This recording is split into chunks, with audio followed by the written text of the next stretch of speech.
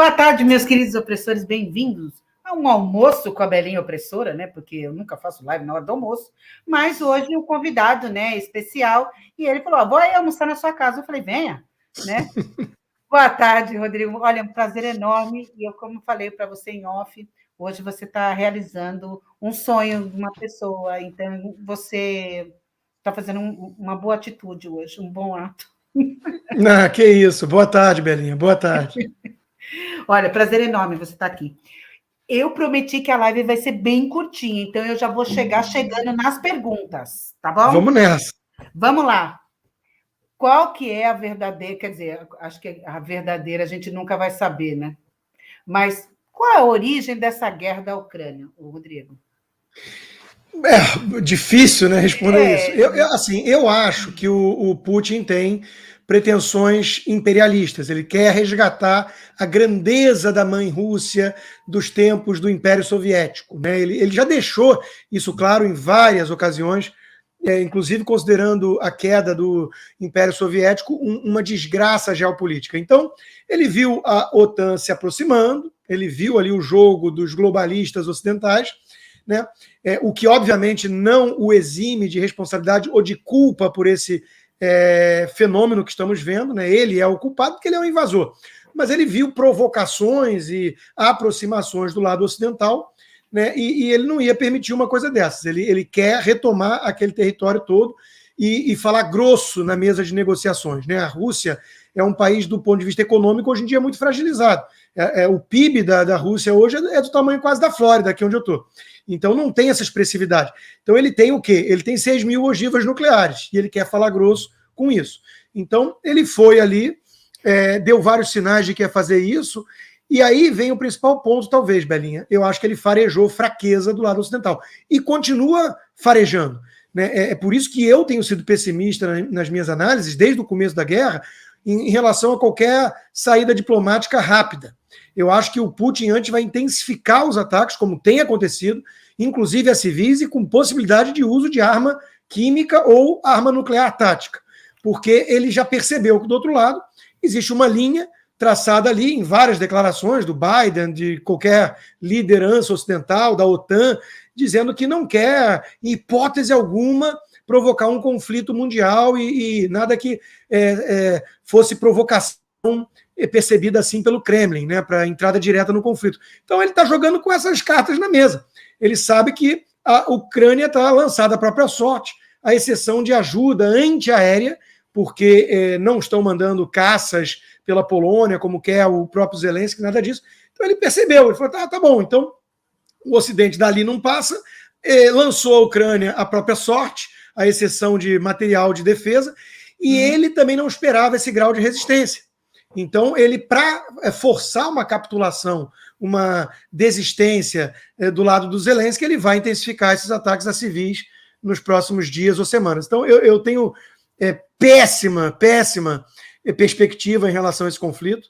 A Ucrânia tem resistido, com vários problemas lá internos também. A Ucrânia não passou a ser, de repente, o grande exemplo, né, de regimes, de democracia, de nada disso.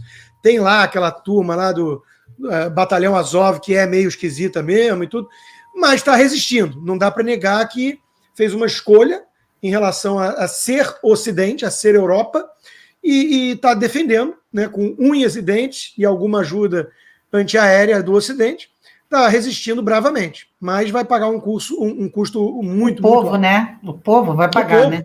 Está pagando. Seria uma guerra, né, como estão falando aí, globalismo versus comunismo ou Ocidente versus Oriente? Boa questão. Eu acho que é mais a primeira opção, mas, de novo, né, eu tenho mantido uma postura um tanto firme desde o início em relação a uma ala da direita que passou a enxergar, por muito engano, na minha opinião, muita mensagem equivocada e manipuladora mesmo do Putin, achando que ele podia ser uma espécie de soldado conservador contra esse globalismo progressista que vem desgastando o tecido social no Ocidente e enfraquecendo a nossa própria civilização. Eu nunca comprei essa tese. O Putin é o oposto de tudo aquilo que a gente defende. Ele é um autocrata, um tirano, calou a imprensa, não há liberdade de expressão, prendeu mais de 15 mil dissidentes no país dele. Ele acena para o público conservador do cristianismo ortodoxo lá dentro, mas nunca ligou para isso. Ele é um espião da KGB, frio, calculista, que repito, é saudosista do Império Soviético. Esse cara não pode ser ícone de nada conservador. Então, o fato da gente identificar que no lado ocidental tem uma podridão, tem os globalistas, o Soros, o Biden, a Hillary Clinton e companhia, querendo avançar com um projeto, né, de controle de cima para baixo. A pandemia foi uma dádiva ou do acidente ou do laboratório de Wuhan, vamos descobrir talvez um dia, mas eles estão explorando isso para obter controle no Ocidente. E o fato da gente poder identificar esses inimigos de dentro do portão ocidental não nos impede de constatar que é mais importante defender o Ocidente como conceito, como ideia, como civilização aqui, do que bancar um falso neutralismo. Eu tenho repetido o exemplo que é o seguinte, Belinha. Na Segunda Guerra Mundial e depois na Guerra Fria, nós também tínhamos muita podridão do lado ocidental. O Roosevelt foi aqui nos Estados Unidos o presidente que mais flertou com um modelo fascistoide de controle, de fim das garantias básicas, habeas corpus e tudo, tentou diluir a Suprema Corte para impor o seu New Deal inconstitucional e por aí vai, né? O Jimmy Carter depois era um banana, tipo Biden, né, e deixou os ayatollahs tomarem conta do Irã e tudo, e nem por isso você ia virar na Guerra Fria e falar assim, não, o Ocidente está largado às traças, a um bando de liderança frágil que quer destruir o Ocidente, então deixa eu ficar aqui isento. Não, você tinha que ter clareza moral para entender que o Ocidente, apesar do Jimmy Carter, apesar depois do Obama e tudo, ele merece ser defendido.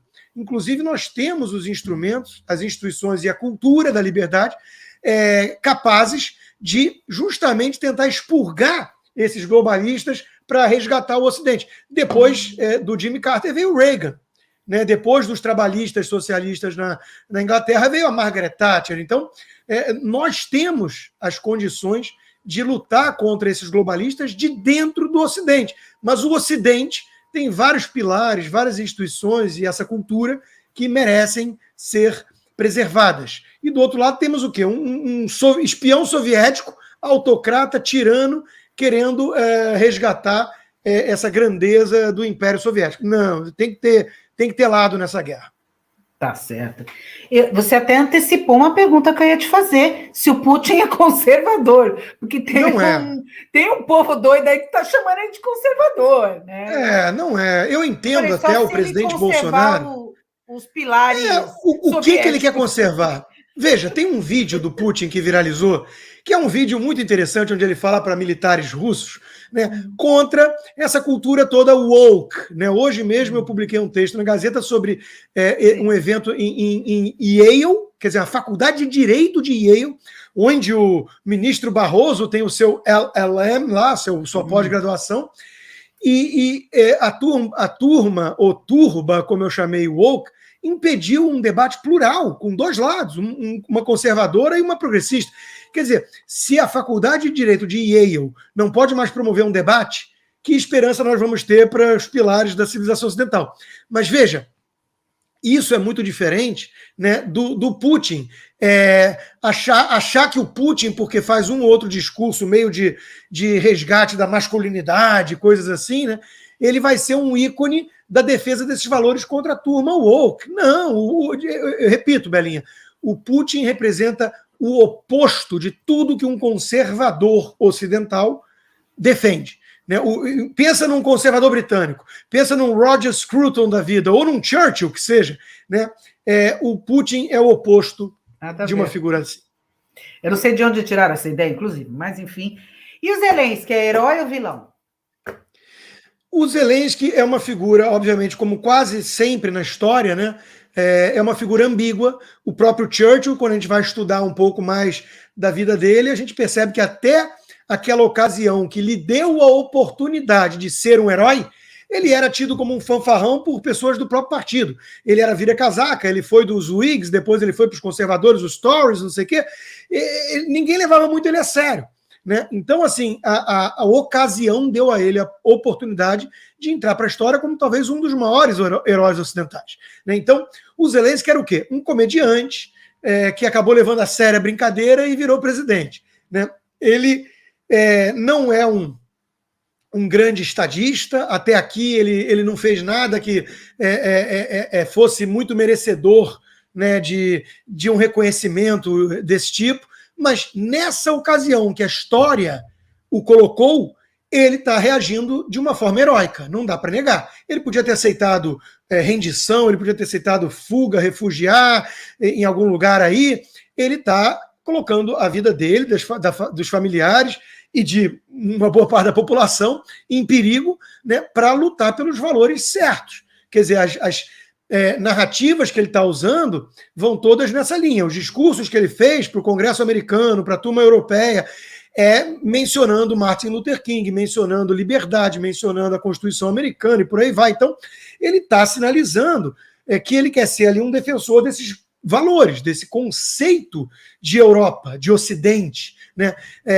Ele se excedeu em alguns momentos, por exemplo, está sendo muito criticado pela fala dele com a turma de Israel ontem, porque ali ele fez uma comparação com o Holocausto, cobrou demais uma postura geopolítica do governo de Israel indevida, porque Israel está numa situação delicada por causa da Rússia na Síria e o abandono dos Estados Unidos como um forte aliado que defenderia, né, e defendeu Israel desde sempre. Então, o mundo está mais assim, o mundo está órfão. Isso, para mim, talvez seja o ponto principal. O mundo está órfão do xerife. O xerife do mundo livre sempre foi os Estados Unidos. Essa era a Pax americana vigente desde o fim da Guerra Fria. Tinha um líder, tinha um xerife que tinha um orçamento militar maior do que todo o resto do mundo somado, e que ele bancava isso, falando grosso. Falou, se você brincar ali, tá ferrado comigo. Taiwan eu protejo, Hong Kong eu protejo, tudo eu protejo, Israel eu protejo. O que aconteceu? A China falou grosso com Hong Kong e não aconteceu nada. O Putin invadiu a Ucrânia, o Ocidente está de mãos atadas, dentro de um certo limite. O mundo todo está olhando para isso e tirando suas lições. Precisamos nos defender por conta própria. O Japão está retomando um programa de defesa. A Alemanha despertaram um gigante. A Alemanha vai investir mais. Todos, né? A Espanha, que tem um orçamento de 1% do PIB em defesa, vai dobrar. Então, todo mundo vai ter que investir mais em defesa. Então, o Zelensky, para responder nesse contexto, ele apareceu como uma figura heróica, né?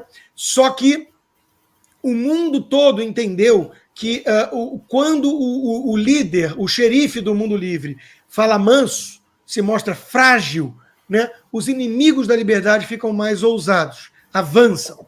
Então, hoje, o mundo é um lugar muito mais tenso, porque nós estamos saindo dessa hegemonia americana para uma multipolaridade, onde a China vai ter cada vez mais um papel mais expressivo, a Rússia, apesar da economia fragilizada, tenta falar grosso também, e por aí vai. Então, é um mundo muito mais perigoso. As pessoas vão sentir saudade do império estadunidense, como dizem os professores de história, ditando as regras da geopolítica mundial.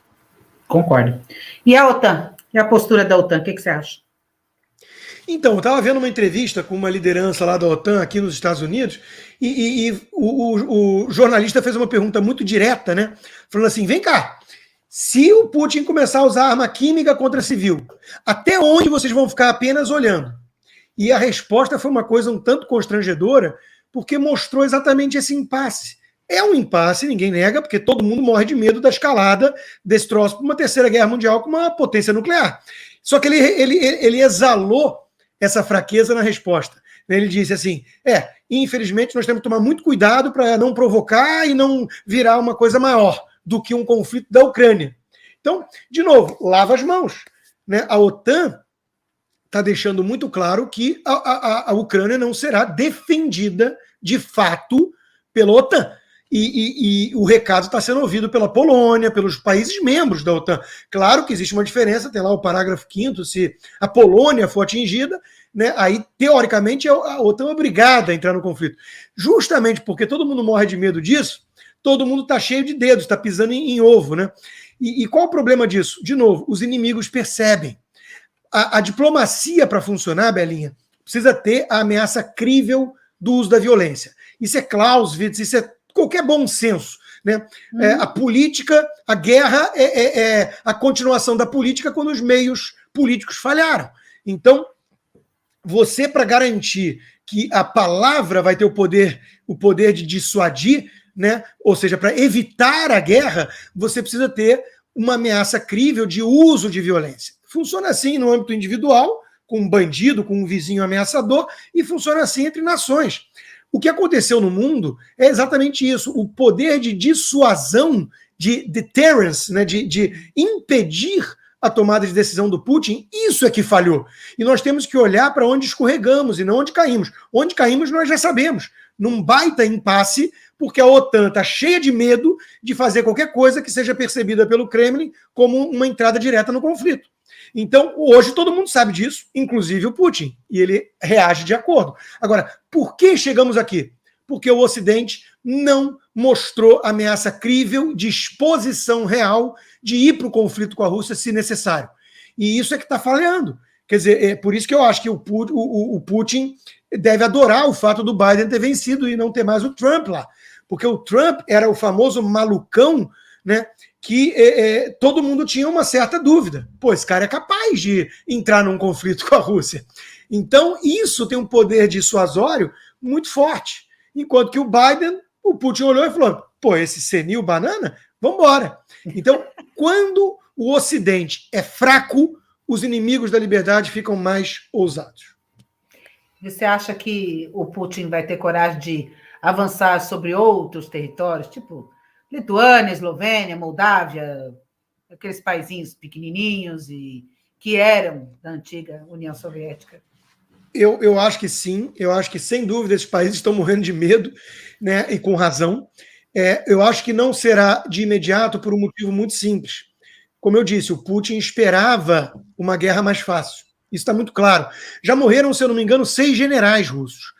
Eles perderam mais militares nesse conflito em menos de um mês do que os Estados Unidos no Afeganistão em mais de uma década. Então, assim, a Rússia mostrou incompetência.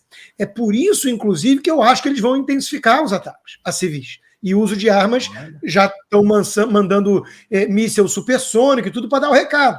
Porque eles precisam encerrar o quanto antes a guerra. Eles precisam forçar a capitulação do Zelensky, que está resistindo de uma maneira muito mais heróica e com muito mais bravura do que o Putin esperava. E também o próprio exército russo mostrando essa incompetência toda, porque é típico de regime ditatorial, né? Quer dizer, todo mundo mente, todo mundo tem medo de ser preso ou morto pelo Putin. Então, com certeza o Putin não recebeu os relatórios verídicos acerca das condições das suas forças armadas. Ele achou que ia ser uma coisa muito mais simples tomar Kiev, né? Então, obviamente, ele não vai sair estendendo esses conflitos para outros países de imediato, porque ele está tendo muito mais dificuldade do que ele esperava na Ucrânia. Então, agora, na frente, é óbvio que isso não está descartado, porque a pretensão dele é imperialista. É a Terceira Guerra Mundial? É o começo, né? Espero que não, né? Ninguém deseja isso, e para que isso não aconteça, isso é uma coisa muito dura porque de constatar. Porque para isso não acontecer, coisas vão ter que acontecer no caminho da diplomacia que vão incomodar muita gente, inclusive do lado ocidental. Por exemplo, o Zelensky está dizendo de maneira intransigente, e do ponto de vista moral, é óbvio que eu aplaudo, que não pode ceder às demandas da Rússia. Não pode ceder, por exemplo, nem mesmo os 2 territórios separatistas já conquistados, já sob comando russo. Né? Tudo muito nobre, tudo muito bonito do ponto de vista retórico. Na prática, ele vai ter que ceder, pelo menos isso, e um pouco mais, se ele quiser realmente uma saída diplomática. Então, qualquer acordo com um tirano como Putin, com pretensões imperialistas, vai ter um sabor amargo para o Ocidente. Vão ser concessões consideradas indevidas, né? Vão ter que entregar anéis e alguns dedos, talvez, para preservar a mão. Então, vai ter que ter uma questão, não vou dizer de desmilitarização da Ucrânia, mas a OTAN está descartada, a entrada para a OTAN. Então, coisas vão ter que acontecer nesse acordo que vai ficar um sabor de, poxa, estamos negociando com terroristas, estamos entregando as demandas, as exigências de um maluco, né? Mas é isso ou a Terceira Guerra Mundial. E ninguém quer. Ninguém quer. Então, de novo, deixaram chegar até aqui. As lições têm que ser, pelo menos, daqui para frente, em relação a esses erros, para não repetirmos esses erros. Não tenha dúvida que o Xi Jinping está olhando atento a tudo isso que está acontecendo. E de olho em Taiwan. Então, de novo, ou o Ocidente muda de postura daqui para frente, ou isso é só o começo, sim, de mudanças nas placas tectônicas da geopolítica mundial, em que China, junto com Rússia, Irã e companhia, vão cada vez mais testar limites com uma reação acovardada do Ocidente. Ai, que medo. Olha, ontem o Biden conversou com lideranças aqui europeias e ele falou, abre aspas, que vai usar táticas brutais, se necessário. Que táticas são essas? Do lado americano, do lado ocidental, não tem. Eles fizeram o que dava para fazer dentro da ideia de que não quer conflito com a Rússia, né? Era praticar sanções. E mesmo assim ainda tem países comprando, né, energia russa e tudo, mas no limite impuseram, sim, sanções bem duras, né? Só que, veja, um país com mais de 600 bilhões de dólares de reserva, com a China ao lado, disposta a comprar a preço de banana ativos russos para suprir a falta ocidental, é óbvio que a Rússia aguenta um tempo, né? Um tempo suficiente para causar um estrago, enfim, enorme à Ucrânia, né? Já estamos vendo isso. Então, assim, o Ocidente fez o que dava para fazer dentro dessa lógica, né? Evitar conflito direto com a Rússia. Ok, só que isso não é suficiente. Isso é pouco. Não então, foi. Assim, qualquer coisa que o Biden diga é retórica. Eu também não vejo nenhuma tática brutal que ele está adotando, mas enfim. E aí, já que você falou da China, esse precedente esse caso da Ucrânia abre um precedente para Taiwan? Para a China sem dúvida, meter a botina em Taiwan? Sem dúvida, não é tão trivial, né? A China sabe do custo para ela de, por exemplo, uma reação ocidental dessa natureza em relação às sanções, ao mesmo tempo que isso também é destruidor para o Ocidente. A Rússia, repito, é fornecedora de fertilizantes, de energia para a Europa, a Alemanha, metade da energia vem da Rússia, tudo bem. Mas a China, nós estamos falando da manufatura do mundo, né? Então, assim, é óbvio que o Ocidente também, seguindo a mesma linha com a China, tem um custo muito mais elevado. Mas a China não pode se dar o luxo hoje de ser expurgada do sistema global econômico como fizeram com a Rússia. Eles estão agindo para tentar criar uma alternativa, por exemplo, com moeda que não seja o dólar. Tudo isso eles estão tentando acelerar. Mas hoje em dia seria inimaginável uma coisa dessa. Então, é dos dois lados, né?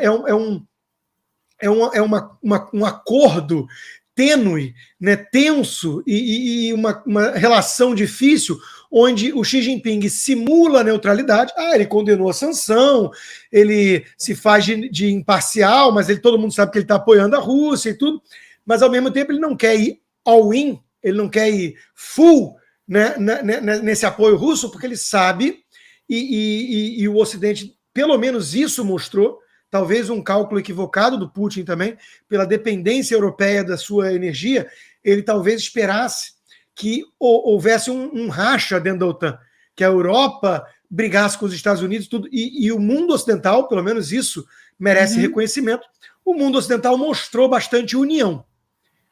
Bastante união. Então, eu acho que isso também serviu de alerta para a China. A China entendeu que tem um custo muito alto você provocar esse troço, nesse bicho que é tão importante economicamente para a China. Então, assim, eventualmente, Taiwan vai ser alguma hora ali anexada. A China já fez várias ameaças de que é um assunto interno, só que os Estados Unidos garantem apoio direto militar ali. O buraco é um pouco mais embaixo. Taiwan não é Ucrânia, né? Mas assim, de novo, são questões geopolíticas que vão assombrar o nosso mundo, a nossa geração aí pelos próximos anos ou décadas, com uma espada na cabeça assim o tempo inteiro, porque nós sabemos que não vai. E isso é um outro ponto interessante, Belinha. Eu estou vendo muita gente, mais lente cor-de-rosa, né? Imaginando que, por conta da pressão econômica do Ocidente na Rússia e tudo, o Putin vai cair. Veja, essa tática não se mostrou eficiente ao longo da história. O Irã continua com o regime dos ayatollahs sob sanção há décadas. Cuba, mais de meio século. Venezuela, agora, desde Chávez até Maduro já. Não é assim que a coisa funciona. O Putin tem um controle interno da Rússia. Não vai acontecer uma revolução interna, nem um golpe de Estado onde os militares vão derrubá-lo. Isso é sonho de uma noite de verão. Isso é a turma do Washington Post, da mídia progressista americana, que está sonhando com uma solução fácil. E se o Putin morresse, ia ser tudo tão mais fácil. Mas nós temos que lidar com a realidade como ela é. É a mesma coisa no Xi Jinping na China. Esse cara, desde o Mao Tse-tung, é o bicho mais ruim e que mais concentrou poder que temos lá. E ele quer seguir adiante com essas pretensões que não são apenas materiais, não são. Isso é um outro equívoco muito grande do Ocidente. Projetar a sua visão materialista, hedonista de mundo em outros. E não entender que o Putin não quer só uma dacha maior para passar o verão. Ele quer, de novo, resgatar a grandeza da mãe Rússia. Isso é algo que um democrata progressista aqui não entende. Você fala isso para ele, ele não entende, que tudo para ele é grana. Ele quer comprar tudo, ele manda mala de dinheiro para Ayatollah, ele acha que o Ayatollah vai desistir do projeto nuclear se mandar uma mala de dinheiro. Então eles não entendem a mentalidade por trás de coisas além de dinheiro. Eles não entendem isso. E a China e a Rússia operam de uma maneira diferente. Eles têm esse espírito expansionista, né? Desde Gengis Khan, né? Eles gostam de ocupar, dominar, né? Realmente é uma briga feia. E como é que você acha que vai terminar isso, Constantino? Assim, será que esse conflito termina logo?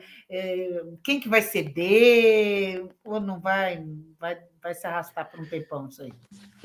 Eu já tive como premissa básica a ideia de que ia ter uma ocupação com resistência permanente, o que é um caso ali parecido com o Iraque um pouco, onde você não tem a conquista definitiva do território e vai ter de tempos em tempos notícia de ataque, notícia de morte, ou seja, uma coisa que vai se arrastando, em vez de um fim horroroso, um horror sem fim.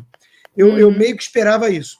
Uma vez que está claro para o Putin que o Ocidente não vai se meter, eu acho que uma capitulação de alguma forma ali do Zelensky e da resistência ucraniana vai ter que acontecer, mas não no curtíssimo prazo.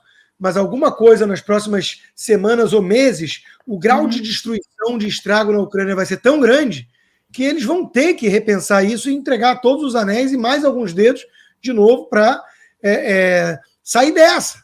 E o Putin vai ter que ter uma saída honrosa também, porque o Putin ele está com uma percepção hoje perante a Rússia ou o mundo de que ele está perdendo essa guerra, de que o custo para ele foi alto demais.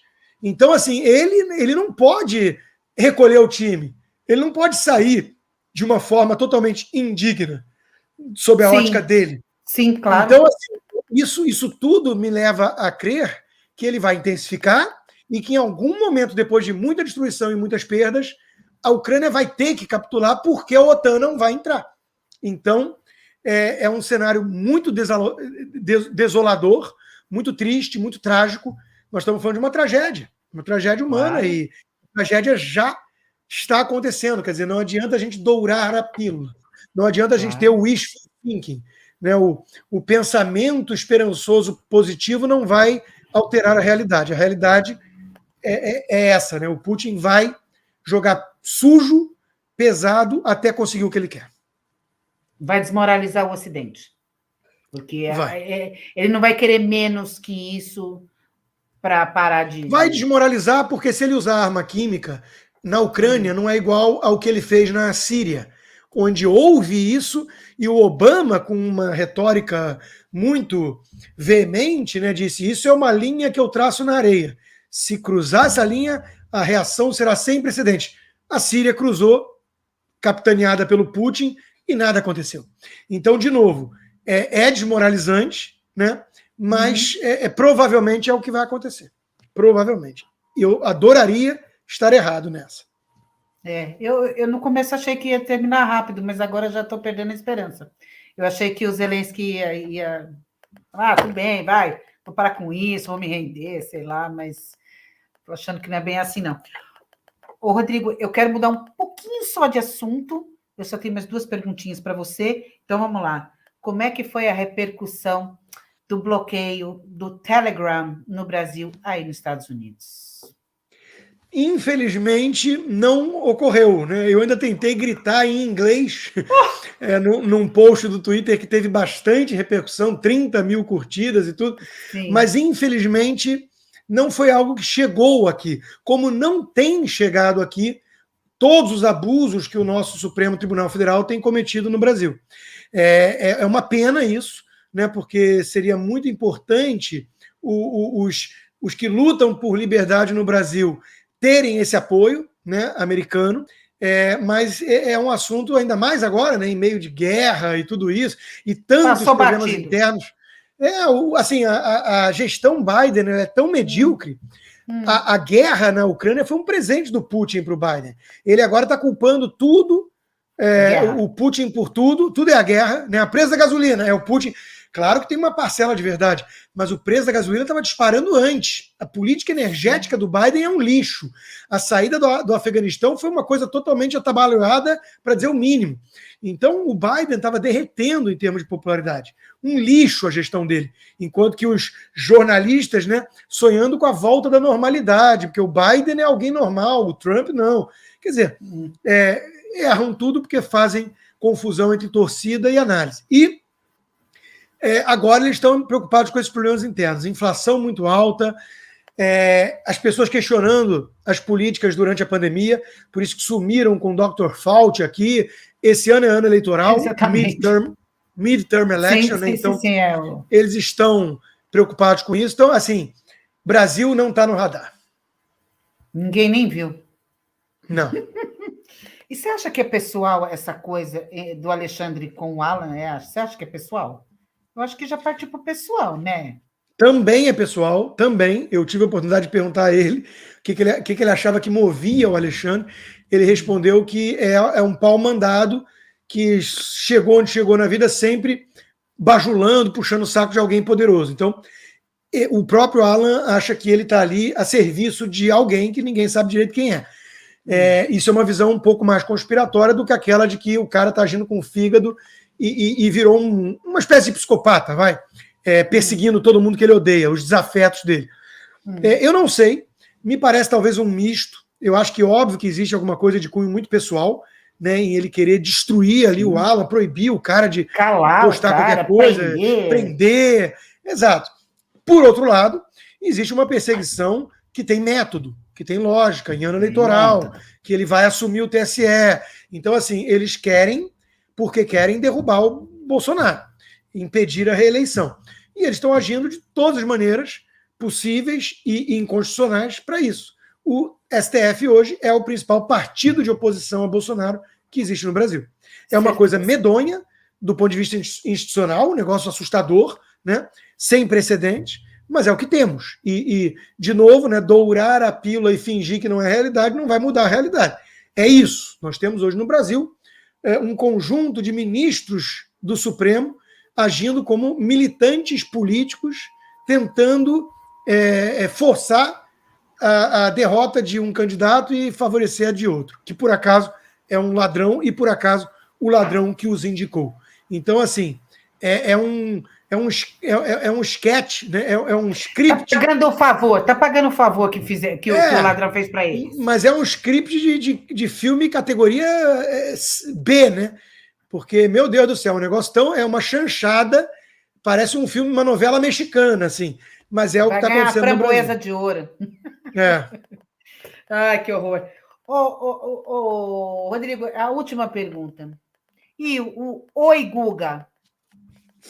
Vocês ficam naquela... Oi, Rodrigo. Oi, Guga. Vocês não se gostam ou é só brincadeira? Não, começou, é óbvio que é uma brincadeira, mas que vai escalando, né? Porque ele talvez tenha achado graça dos aplausos que ele tem do lado dele, não dá para negar que tem, muitas vezes tem muitas curtidas também do lado dele, né?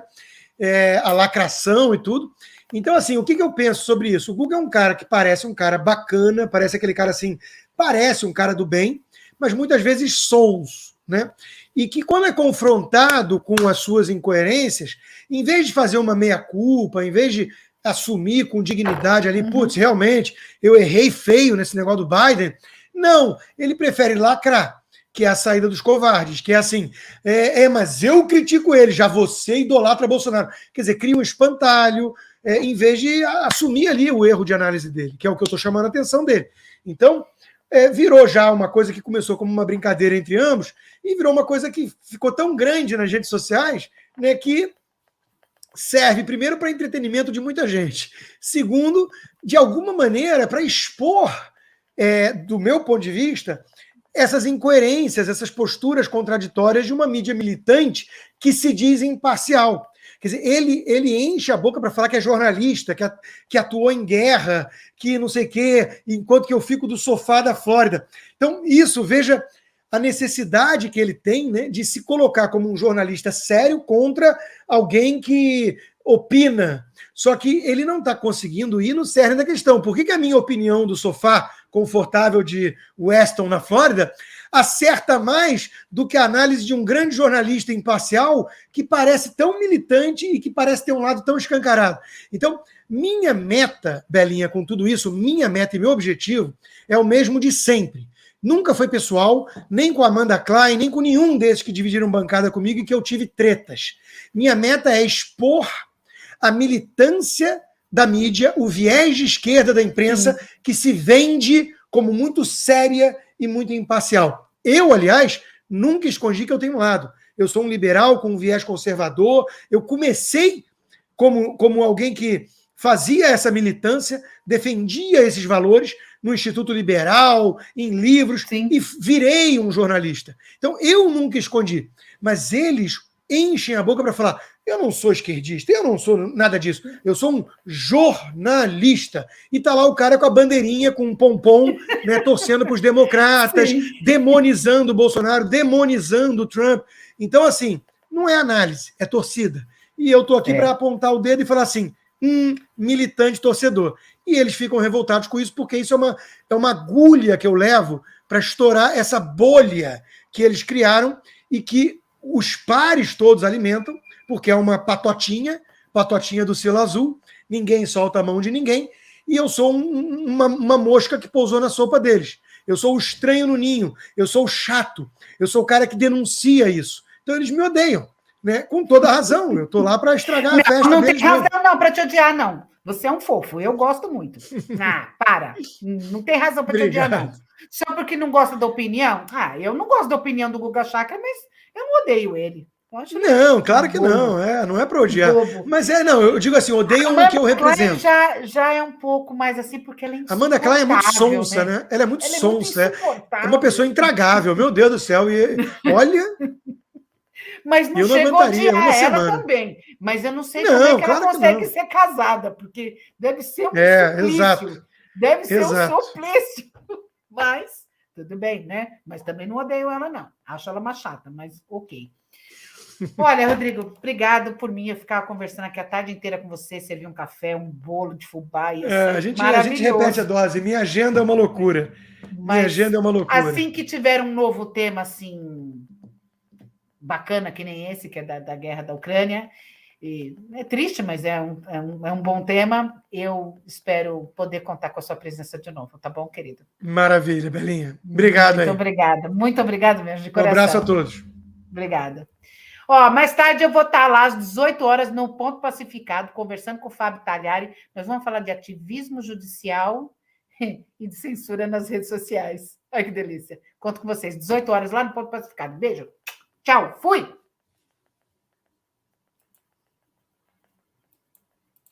Ai, danado.